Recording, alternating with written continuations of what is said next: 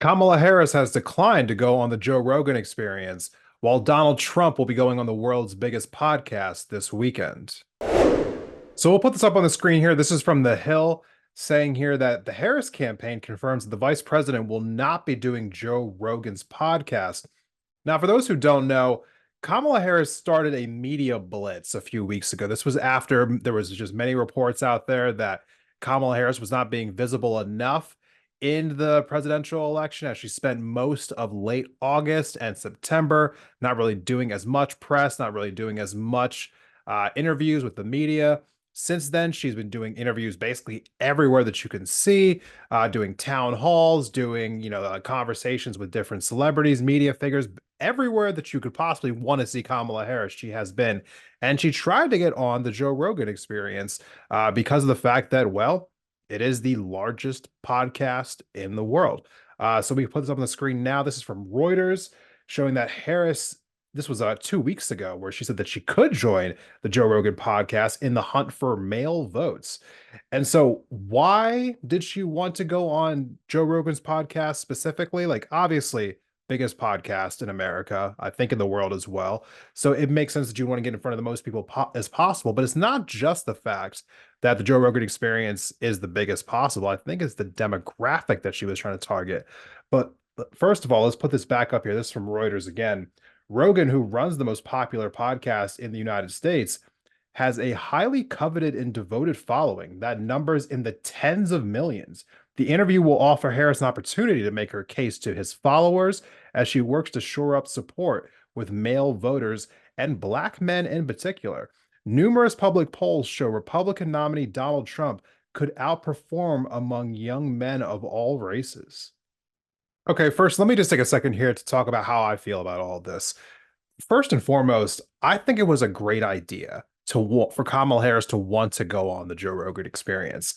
While you may have your individual opinions about Joe Rogan and his opinions on different political issues, there's no denying the fact that he has an enormous audience that is incredibly dedicated to him.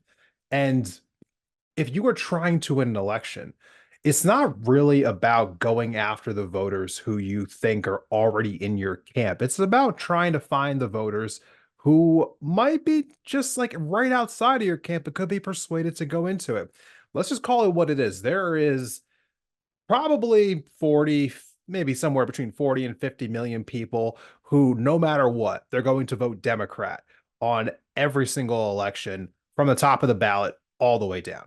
And there's another 40 to 50 million people in America who are going to vote Republican from the top of the ticket all the way down. So no matter what you do, those people will always be in those camps, the end. So this really, every election doesn't really come down to those people, unfortunately, because those people have made it clear that they will not vote for anyone than the major candidate from each party. But there are plenty of people who can be persuaded, who are thinking about whether or not they want to vote for a Donald Trump or a Kamala Harris. And a lot of times they are younger people who just aren't really that well versed in politics, haven't really figured out their own political identity yet, and can be persuaded. And a lot of these people are people who are going to be listening to a platform like the Joe Rogan Experience. But second thing I do want to point out here is I can't help but feel the incredible sense of irony that comes with how the Democrats just, and the media at large lambasted the Joe Rogan Experience for a number of years after conversations about ivermectin, after having on people like Elon Musk about saying some controversial things that he has said. We saw clips from him a couple of years ago, saying like the N word all over the place or being in the presence of people saying it. I did an episode on Joe Rogan a couple of years ago. It's actually one of my most well-performing episodes in my podcast history. Yeah, there's a lot of controversial things that have happened in and around the Joe Rogan Experience. And the Democrats at large kind of, pushed off anybody who would even consider going on a show like that. So it does feel ironic now that Kamala Harris was trying to get on this show. But we digress. Circle it back here for a second here. Because again, I think it needs to be just maybe shown. We can't really quite say how large Joe Rogan is have to kind of show it a little bit here. So here's a graph here. This is straight from Spotify, where they showed that the Joe Rogan Experience has almost 15 million listeners on average. This is an average for episodes. So there's going to be plenty of episodes that go way higher than that, which is almost triple what the next one is, which is TED Talks Daily. And then Call Her Daddy, which being number three there, which we saw Kamala Harris go on that podcast a couple of weeks back. So good call on her part there, trying to get onto the third biggest podcast on Spotify. But you kind of go down the list there, you're going to see some names you probably recognize, some names you probably don't. Ben Shapiro is somehow on this list. I'm not sure why people like him so much. But with that being said, it's unbelievable to me that, his show, well, actually, it's unbelievable that his show is that big, but also not totally surprising. I mean, Joe Rogan has people on from all walks of life. I know that there was a time, I think, like 6 years ago, 7 years ago, I definitely found myself listening to Joe Rogan here and there, particularly conversations around ancient civilizations. Found myself really enamored with those conversations. I'm not going to lie to you whatsoever. I think I spent a good week going through all the different episodes that involved Graham Hancock. But let's kind of dive in a little bit to who particularly is listening to Joe Rogan here. We'll put this up on the screen here. When we look at the number of subscribers, again, 16 million on Spotify, 18 million on YouTube. We're also seeing here that 81% of Joe Rogan's listeners were male, with 56% being between 18 and 34 years old. Again, this underscores why both Kamala Harris and Donald Trump want to go on this podcast. We are seeing here with Joe Rogan that there is a huge block of younger men who, again, we know from history, not the most highest turnout of voter. I think that's actually maybe the lowest block of voters is the 18 to 29-year-old block of men. Definitely have the lowest percentage of turnout in all of the different voter groups that we have here in America. But they're also the people who are late deciders, people who wait till the last minute to actually cast a vote if they are going to vote. So as you're getting towards the end of the campaign season and you're trying to figure out who's out there left who might still be undecided, this is probably the group you're going to target the most.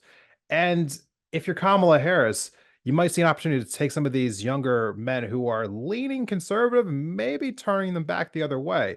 This is actually from Axios here. We'll put this up there. This is saying that America's youngest voters are turning right, as we are seeing that 18 to 24-year-olds in particular are now identifying more conservative than those who identify as liberal, which is definitely a change from what we've seen in the past.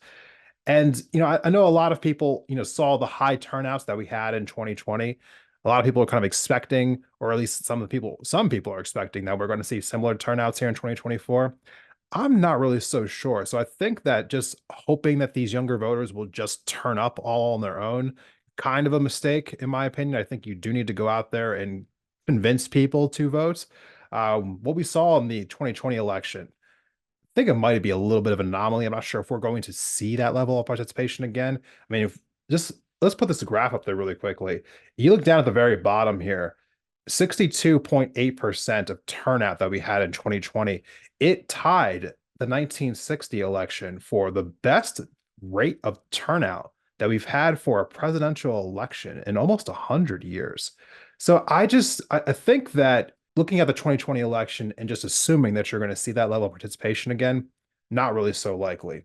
Transitioning a little bit here, though, Donald Trump will be going on the Joe Rogan Experience. We can put this up there, showing here that this is from the leading report saying that Trump will appear on Joe Rogan's podcast on Friday. That is October 25th, as far as Fridays are concerned. This is a little bit ironic to me. I mean, not because I would expect him like, oh, well, of course he would have Kamala Harris on and not Joe Rogan.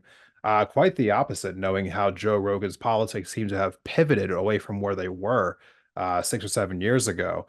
But he did say previously in an episode of his that I came across that he didn't want to have Donald Trump on his show. This was a few years ago, that he didn't want to help him in any way. And so I do find it striking that he would change his position a few years later. But let's roll that clip and actually get the exact quote of what he said. What Yeah. happened with the Trump, what's the backstory there? And did you consider having him on? Did you like weigh it? Did you think about it? Not really. They kept coming back with. They wanted me to do it at the White House, and I was like, whoa! If he had been willing to come here, I don't know if you were in LA at that point. Like, I was in LA. Would you have considered it more if it came? Maybe I would have thought about it in LA, like to do like a real 3-hour thing. But either way, the problem is, it's a real problem in that I don't want anybody to be uncomfortable, and I don't think it's my role. Like if I'm talking to someone like him, there's some uncomfortable things that have to be addressed. With him, it's like, I don't want to help anybody in this race. I certainly don't want to help him, and I certainly don't want to help Biden. So obviously Joe Rogan has changed his opinion. For what reasons? Who knows? Maybe he will share them when they have their conversation.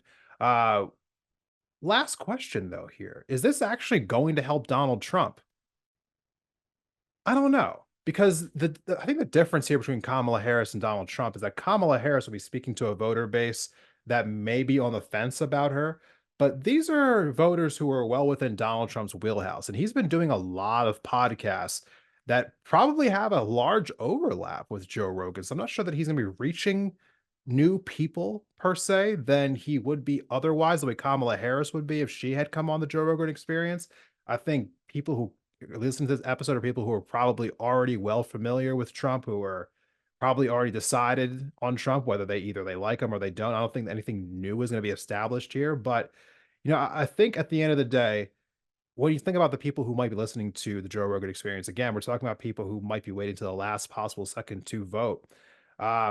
Trump might either galvanize people to vote for him or push them away with an interview like this, and he'll be reaching a lot of people. There's a good chance that this is one of the biggest episodes in Joe Rogan's history. So who knows just how much of an impact it will have, but it definitely will have an impact. The question is just how much and, in what direction will it go?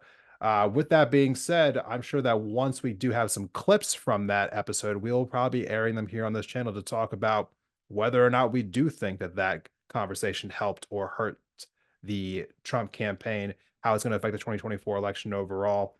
With that being said, that is it for all of this. We will be checking back in with you not too long from now to talk about like where the election stands, where we are going with all this. I'll be making an official election prediction video, made one for the 2020 election. Got 48 out of the 50 states correct. Going to try to get 50 out of 50 this time around. I will have one of those coming up within the next week. If you like this episode, please go ahead and subscribe to the channel, give this video a like, and we will see you in the next one. Thank you for watching this video of Independent Thought. If you liked the conversation, please go ahead and give the video itself a like, and be sure to subscribe for future episodes on the channel.